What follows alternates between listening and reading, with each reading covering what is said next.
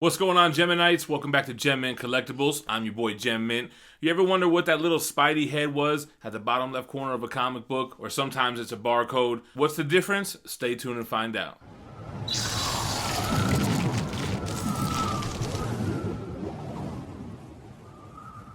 Alright guys, so I wanted to do a couple more videos like this, like informational type of videos on stuff that I know, that I have knowledge of, that maybe new collectors don't know. These are the type of questions I get during the live shows as well. But one of them is, what's the deal with the barcode at the bottom left corner of the books? Sometimes it's a Spidey head or a Captain America head, and does it make the book more valuable? First of all, what you're talking about is the direct market version of a comic book and the newsstand version. The direct market version are books that were shipped directly to the comic shops.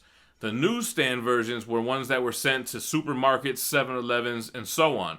Those were the ones that you've seen at spinner racks that anybody could just pick and get their grubby little hands all over. That being said, it's assumed that a newsstand version of a comic book is less likely to be graded in a high grade than a direct market version. So, does it make it more valuable? Sometimes.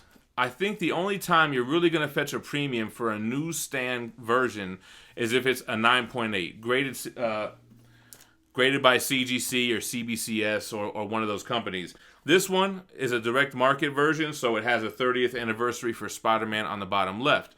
If this had a barcode, it could fetch a small premium on a book like this. This is not a huge key. This is the first appearance of Doppelganger, according to CGC. I still say it's Infinity War #1, but either way. So, yeah, maybe that book would fetch $25 difference if it was a newsstand. Now, some books fetch a premium if it's a newsstand version. And the main reason for that is because there's very limited newsstand versions of that book available. One book that comes to mind is Batman Adventures 12, the first appearance of Harley Quinn in comic books.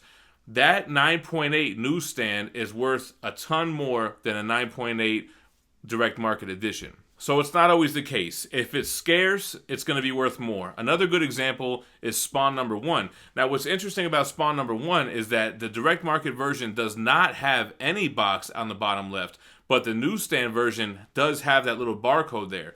So that one, for example, sells for about $400 to $450 in a 9.8, whereas the direct market version only sells for about $100 to $150 as of this video being made. The reason being, there's a million copies of Spawn, and you rarely see a newsstand version, especially in a 9.8.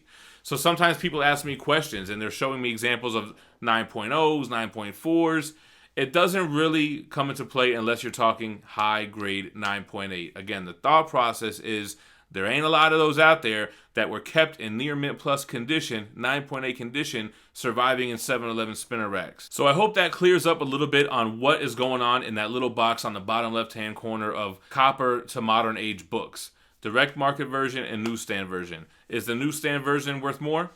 Sometimes. If it's a 9.8, if it's a key issue, if it's a book that you can never find as a newsstand 9.8, then it's going to be worth a premium. Let me know if you have any questions in the comments below. Make sure to hit that like on the way out. I am going to continue to do some more of these kind of for newer collectors. It's kind of stuff that I know about. My common knowledge for me, but maybe not everybody knows it, so I want to share it with you guys.